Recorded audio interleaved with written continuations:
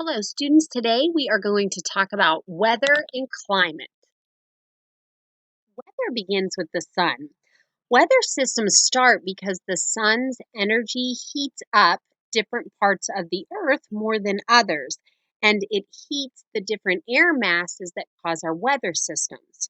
If you think about how the sun heats the earth, you're going to experience, if you've ever had a chance to travel, that the solar energy heats areas around the equator more than it does around the poles, where the North Pole lies or the South Pole, because of the direction that the sun is facing. It's facing directly at the equator. There are several different factors that comprise weather. Four of them are on this screen. Wind, precipitation, temperature, and cloud cover are all aspects of the weather. Wind. The tool that we see on the right, that is right next to wind, it measures wind speed, and it's called an anemometer. Then there's precipitation. Precipitation is rain, snow, sleet, and hail. Those are all different types of precipitation. And there's temperature. Temperature is simply how warm or cold it is outside. Lastly, there's cloud cover. There are many different types of clouds that form in different conditions. You've seen just your fluffy white clouds in the sky, but we've also seen dark rain clouds. So we're familiar with those. In addition to these factors, weather also includes aspects like UV radiation levels. So that's how much UV radiation is coming through the direct sunlight that we receive. It also involves air pressure. In Hawaii, the UV levels are generally high due to the great amount of sun that they receive. And air air pressure, the other factor that I mentioned, it affects a variety of weather conditions. Generally speaking, high air pressure means good weather, and low pressure means potentially bad.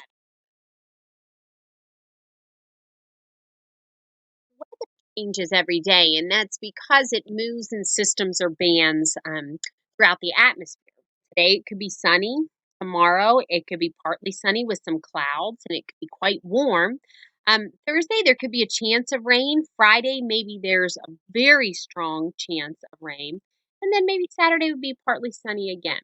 In certain areas, due to the seasons, you might have temperatures that remain fairly consistent. So in Hawaii, the weather tends to remain fairly consistent, although the precipitation can vary greatly from day to day or from location to location. Other states may experience big changes in their day to day weather. Uh, Sometimes, if you are a state that is located by a big body of water, you're more likely to experience various types of precipitation because of the air pressure. Talk a little bit about the seasons on Earth. Seasons exist because the Earth tilts on its axis towards the sun at different angles. So sometimes it's actually facing away. And during those times, that's when we experience more of the winter solstice, and the weather is cooler. We see that, when it's autumn, we're facing more toward the sun, but not nearly as much as we would in during the summer solstice. And then finally, there's the vernal equinox, which would be the spring season. As the sun shines on the earth, it shines more directly on the northern hemisphere in June, which we mentioned, and more directly on the southern hemisphere in December. And that's why the seasons are different in each hemisphere. In the spring and fall, the sun shines fairly straight on the equator, giving both hemispheres equal warming. So depending where you are on the planet, the season, the temperature, the climate, the weather, it's going to be different. Water cycle is powered from solar energy. What is the water cycle? Well, it's this evolving way in which water moves through the atmosphere. The sun evaporates water from the entire Earth. 86% of the evaporation on Earth comes from the oceans. Evaporation cools the atmosphere and the planets. The water cycle involves the evaporation, then the condensation and precipitation of water, and all of these events shape the weather on a day-to-day basis. Evaporation and precipitation are ways in which water moves through the water cycle on any given day during a weather event. During certain times of the year and certain seasons, it might rain often, causing plants, soils, rivers, and lakes to absorb more water. During other times of the year, hot, dry weather can lead to water evaporation, causing plants and soils to dry out and streams and rivers to have lower elevations. But over the course of a year or several years, a balance occurs in the water cycle, so the amount of water entering the system is equal to the amount exiting. This balance in the water cycle helps to stabilize the climate. Climate is affected by the natural fluctuation of the balance of water entering and exiting the system on a global scale. So, weather is what we talk about each day, what we're experiencing, the temperature, the wind, the air pressure that we experience each day.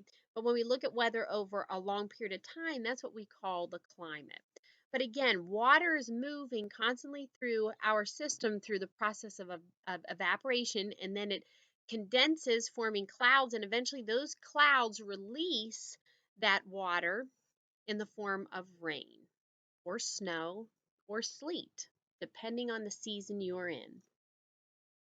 So, just to wrap up, the climate is the common average weather conditions at a particular place over a long period of time. Think of climate as all of the clothes in your closet, everything you need to wear to be comfortable all year. Think of weather as the clothes that you wear for the day. If you go on to the news, the meteorologist, who's a scientist that studies the weather, he will give you a 7-day forecast that tells you the weather for each day so you can prepare what to wear on each of those days. But after you've lived in a certain place for a long period of time, you start to learn some of the trends and patterns that occur in the daily weather, the seasonal weather, and you get to know the overall climate so that you can have all the right clothes that you would need to be comfortable in that area. That concludes our discussion of climate and weather for today. We will pick up and talk more about other types of weather and climate in tomorrow's presentation.